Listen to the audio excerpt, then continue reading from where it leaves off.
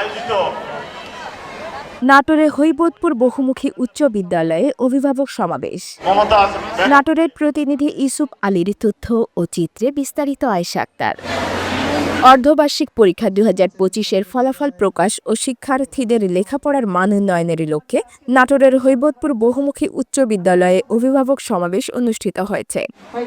আজ রবিবার বেলা ১১টার দিকে নাটোর সদরের হৈবতপুর বহুমুখী উচ্চ বিদ্যালয় স্কুল প্রাঙ্গণে অভিভাবক সমাবেশ অনুষ্ঠিত হয়।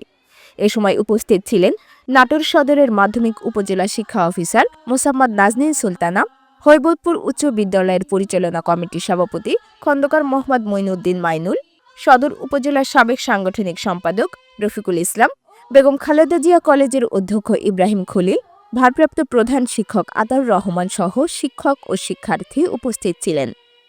এর আগে হৈবতপুর বহুমুখী উচ্চ বিদ্যালয়ের হীরক জয়ন্তী ৬০ বছর উদযাপন উপলক্ষে নিজের নাম নিবন্ধনের মাধ্যমে নিবন্ধনের শুভ উদ্বোধন করা হয়।